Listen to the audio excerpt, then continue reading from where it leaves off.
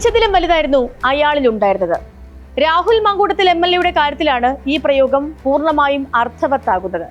2 പരാതികളായിരുന്നു മാങ്കൂട്ടത്തിനെതിരെ പൊതുജനം അറിഞ്ഞത്. അതിൽ 2ലും ജാമ്യം നേടിയിരിക്കുകയുമായിരുന്നു. അങ്ങനെ 2 കേസിൽ ജാമ്യമുള്ള ഒരാളെ 3ാമത്തെ കേസിൽ അറസ്റ്റ് ചെയ്യാമോ എന്ന ധാർമ്മികതയൊക്കെ അവിടെ നിൽക്കട്ടെ. 3ാമത്തെ പരാതി ഇതുവരെ കേട്ടതിനുമൊക്കെയും അപ്പുറത്തായിരുന്നു. സീരിയൽ റേപ്പിസ്റ്റ് മാത്രമല്ല, സീരിയൽ കില്ലർ കൂടിയാണ് അയാൾ എന്ന് പറയേണ്ടി വരുന്നു. ഭ്രൂണഹത്യ ഇത്രയേറെ ചെയ്യിച്ച മറ്റൊരു വ്യക്തിയെയും നമുക്കാർക്കും അറിവില്ല. പ്രണയമെന്ന് ധരിച്ച് ചെന്നിറങ്ങുന്ന പെൺകുട്ടികളാണ് ഇങ്ങനെ വഞ്ചിക്കപ്പെട്ടത്. ഇനി പ്രണയമല്ല, പരസ്പര സമ്മതത്തോടു കൂടിയുള്ള ബന്ധത്തിലെത്തിയവരാണെങ്കിൽ കൂടി ചെയ്യരുതാത്ത കാര്യങ്ങളാണ് MLA ചെയ്തു കൂട്ടിയത്. അതിക്രൂരമായ ശാരീരിക പീഡനം, പിന്നെ നിർബന്ധിത ഗർഭഛിദ്രം, ശേഷം നിരന്തരം ഭീഷണി. ഇത്രയേറെ അതിക്രമങ്ങൾ കാണിച്ച ഒരാളെയാണ് കേരള സമൂഹത്തിന് മുന്നിൽ വന്ന് ഹൂ കെയേഴ്സ് എന്ന് പറഞ്ഞുകൊണ്ടിരുന്നത്. സാധാരണ മനുഷ്യർക്കാർക്കും പിടിച്ചു നിൽക്കാൻ കഴിയാത്ത വിധത്തിലുള്ള പീഡനത്തിന്റെ പരാതികളാണ് ഉയർന്നു വരുന്നത്. ഇനിയുമുണ്ട് പോലീസിനെ സമീപിക്കാത്ത പരാതിക്കാർ എന്നാണ് ലഭിക്കുന്ന വിവരം. പാർട്ടി നേതൃത്വത്തെയും ഉന്നത പാർട്ടി നേതാക്കളെയും വിവരങ്ങൾ ധരിപ്പിച്ചവരുമുണ്ട്. അവരെല്ലാവരും അപമാനം ഭയന്ന് പരാതിയുമായി പോകാത്തവരുമാണ്. സ്പോട്ട്ലൈറ്റ് ആരംഭിക്കുന്നു. ഇയാളെ മനുഷ്യനെന്നെങ്ങനെ വിളിക്കും? വിവാഹബന്ധം തകരുമെന്ന ഘട്ടത്തിൽ MLA വിളിക്കുന്നു. നേരിൽ കാണണമെന്ന് ആവശ്യപ്പെടുന്നു. റെസ്റ്റോറന്റിൽ കാണാമെന്ന് പറയുമ്പോൾ ഹോട്ടൽ മുറിയിലേക്ക് എത്താൻ ആവശ്യപ്പെടുന്നു. ആ മുറിയിൽ എത്തിയപ്പോൾ തന്നെ കടന്നു പിടിക്കുന്നു. ആദ്യത്തെ ആ കൂടിക്കാഴ്ചയിൽ ഒന്ന് സംസാരിക്കാൻ പോലും കഴിയുന്നതിന് മുൻപ് ബലാത്സംഗം ചെയ്യുന്നു. ഗർഭിണിയാക്കുമെന്ന് ആവർത്തിച്ച് പറഞ്ഞ് ബലാത്സംഗം തുടരുന്നു. ശേഷം നിരന്തരമായി ഭീഷണിപ്പെടുത്തുന്നു. ഗർഭിണിയാണെന്ന് അറിയിച്ചപ്പോൾ ഉത്തരവാദിത്തം നിഷേധിക്കുന്നു. DNA പരിശോധനയ്ക്ക് തയ്യാറാണെന്ന് അറിയിച്ചപ്പോൾ അതും തള്ളിക്കളയുന്നു. കടുത്ത ഭീഷണിക്കൊടുവിൽ ഗർഭഛിദ്രം നടത്തുന്നു. പാലക്കാട് ഉപതെരഞ്ഞെടുപ്പ് നടക്കുന്ന സമയത്ത് വീണ്ടും അടുക്കാൻ ശ്രമിക്കുന്നു. പാലക്കാട് ഫ്ലാറ്റ് വാങ്ങി നൽകണമെന്ന് പരാതിക്കാരിയോട് ആവശ്യപ്പെടുന്നു. വിവാഹം കഴിച്ച് ഒന്നിച്ചു താമസിക്കാമെന്ന് വാഗ്ദാനം ചെയ്യുന്നു. അത് വിശ്വസിച്ച് MLA ആവശ്യപ്പെട്ടതൊക്കെയും വാങ്ങി നൽകുന്നു. ആഡംബര വാച്ചും വസ്ത്രങ്ങളും ആവശ്യപ്പെട്ടതിനനുസരിച്ച് വാങ്ങി നൽകുന്നു. അടിവസ്ത്രം വാങ്ങാൻ പോലും പണം ചോദിച്ചു വാങ്ങുന്നു. ആദ്യ 2 പരാതി ഉയർന്നപ്പോൾ നിരന്തരം വിളിച്ച് ഭീഷണിപ്പെടുത്തുന്നു. കുടുംബത്തെ ഇല്ലാതാക്കുമെന്ന് മുന്നറിയിപ്പ് നൽകുന്നു. കൊല്ലാനും മടിക്കില്ലെന്ന് പറയുന്നു. അപ്പോൾ ഇത്രയൊക്കെ ചെയ്തു വന്ന ഒരു യുവതി എഴുതി നൽകിയ ഒരാളെയാണ് 2 ജാമ്യം നിൽക്കുമ്പോൾ പോലീസ് അറസ്റ്റ് ചെയ്തത്. ആ പരാതിയുടെ ഗൗരവം തന്നെ മതി പോലീസിന് ഇങ്ങനെ ഒരു തീരുമാനമെടുക്കാൻ. പാതിരാത്രിക്ക് പാലക്കാട്ടെ ഹോട്ടലിൽ നിന്നാണ് MLA പിടികൂടുന്നത്.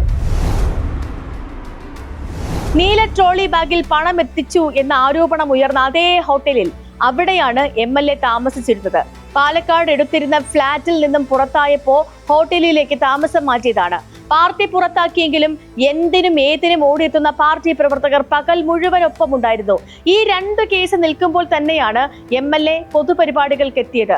അങ്ങനെ ഒരു പരിപാടിക്ക് വന്നപ്പോഴാണ് മുൻ പ്രതിപക്ഷ നേതാവ് രമേശ് ചെന്നിത്തല മുഖം കൊടുക്കാതെ പൊയ്ക്കളഞ്ഞതും. അതേ വേദിയിൽ വെച്ചാണ് എതിരെ സംസാരിച്ച PJ കുര്യന്റെ ചെവിയിൽ പോയി രാഹുൽ മാങ്കൂട്ടത്തിൽ തിരുത്തിയത്. രാഹുൽ മാങ്കൂട്ടത്തിനെതിരെ ആദ്യത്തെ 2 പരാതികൾ മാത്രമല്ല ഉള്ളതെന്ന് കോൺഗ്രസിലെ എല്ലാ നേതാക്കൾക്കും അറിവുള്ളതായിരുന്നു. പാർട്ടി സംവിധാനങ്ങളിൽ എത്തിയ പരാതികൾ അത്രമാത്രം ഉണ്ടായിരുന്നു. രമേശ് ചെന്നിത്തല മുഖം കൊടുക്കാതെ പോയതിനും PJ കുര്യൻ വിമർശിച്ചതിനും കാരണം ഇതായിരുന്നു. പ്രതിപക്ഷ നേതാവ് VD സതീശൻ പരാതി ഉയർന്ന ശേഷം ഒരു ഘട്ടത്തിലും മാങ്കൂട്ടത്തിലിനെ പിന്തുണച്ചിട്ടില്ല. കോൺഗ്രസ് പ്രാഥമിക അംഗത്വത്തിൽ നിന്നും പുറത്താക്കിയിട്ട് പോലും MLA ആയി തുടരുന്ന വൈചിത്ര്യം കേരളം കണ്ടു. MLA ആയി തുടരുക മാത്രമല്ല, കോൺഗ്രസ് പ്രാദേശിക നേതാക്കളുടെ പിന്തുണയിൽ പാലക്കാട് വിലസുന്നതും കണ്ടു. VK ശ്രീകണ്ഠൻ MP ഒക്കെ രാഹുൽ മാങ്കൂട്ടത്തിലിന് നൽകിക്കൊണ്ടിരുന്ന നിർലോഭമായ പിന്തുണയുണ്ട്. ആദ്യത്തെ 2 പരാതികൾ പുറത്തു വന്ന ശേഷവും ഇങ്ങനെ പിന്തുണച്ചവരുടെ മനോനിലയാണ് പരിശോധിക്കപ്പെടേണ്ടതും. 3ാമത്തെ പരാതി ഇതിനൊക്കെയും അപ്പുറത്താണ്. ആദ്യത്തെ പരാതി വന്നപ്പോഴുണ്ടായ കേരളത്തിലെ പ്രതികരണങ്ങൾ തന്നെ നോക്കാം. അവർ വിവാഹിതയാണെന്ന വിവരമാണ് പരിഹസിക്കാൻ ഉപയോഗിച്ചത് തന്നെ. വിവാഹേതര ബന്ധത്തിന് നടക്കുന്ന സ്ത്രീകൾക്ക് ഇതൊക്കെ പറ്റിയാലും കുഴപ്പമില്ലെന്നാണ് അപമാനിച്ചത്. വെറുതെ നാട്ടിൻ പുറത്തെ കലുങ്ങുകളിൽ ഇരുന്ന് വർത്തമാനം പറയുന്നവരല്ല അത്തരം പ്രയോഗങ്ങൾ നടത്തിയത്. ഉന്നത സ്ഥാനമാനങ്ങൾ ഉള്ളവർ വരെ അത് പറഞ്ഞു. അതിജീവിതയെ തിരിച്ചറിയാൻ പാകത്തിന് എല്ലാ തെളിവുകളും പിടിച്ചു പുറത്തിട്ടു. അവരെവിടെ പോയാലും ആളുകൾക്ക് തിരിച്ചറിയാവുന്ന വിധത്തിൽ അവരുടെ ഫോട്ടോകൾ ഷെയർ ചെയ്യപ്പെട്ടു. ഇപ്പോ ഈ പരാതി വന്നപ്പോ അവർ സ്വയം വെളിച്ചത്ത് വരികയായിരുന്നു. ആളുകൾ മുഴുവൻ തിരിച്ചറിഞ്ഞു കഴിഞ്ഞ ഒരു പ്രൊഫൈൽ മറച്ചു വെക്കേണ്ടതില്ല എന്ന് അവർ കരുതിയിട്ടുണ്ടാകും. കൊന്നുകളയേണ്ടി വന്ന സ്വന്തം കുഞ്ഞിനെ ഓർത്ത് അവർ കുറിച്ച വാക്കുകൾ ഉള്ളിൽ കരുണയുടെ ലാഞ്ചനയെങ്കിലും ഉള്ളവരെ പൊള്ളിക്കും.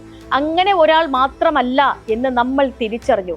രണ്ടാമത്തെ പെൺകുട്ടിയെ ഔദ്യോഗികമായി തന്നെ വിവാഹം ആലോചിച്ചാണ് ഹോട്ടൽ മുറിയിൽ എത്തിച്ചത്.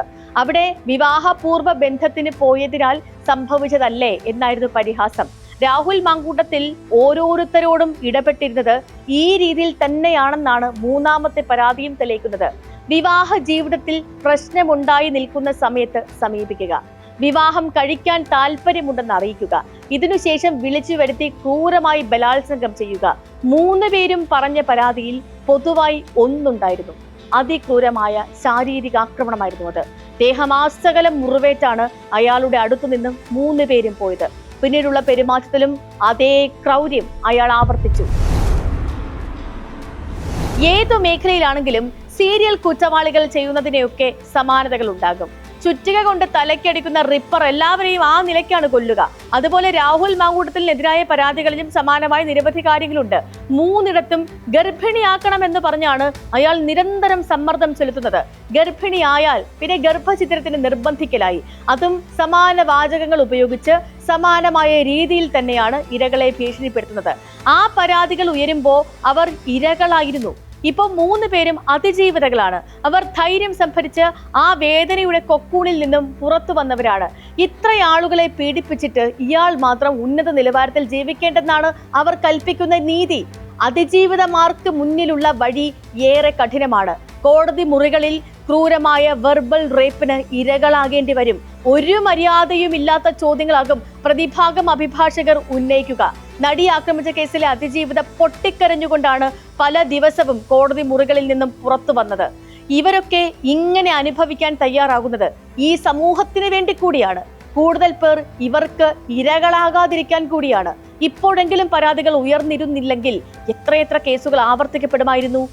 ഇത്തരം കേസുകൾ അതിജീവിതമാർക്ക് വ്യക്തിപരമായി എന്തെങ്കിലും നേട്ടം ഉണ്ടാക്കുന്നതിനല്ല, അവർ മുന്നോട്ടുള്ള ജീവിതത്തിൽ പലതരത്തിലുള്ള വിഷമതകൾ ഇനിയും നേരിടേണ്ടി വന്നേക്കാം.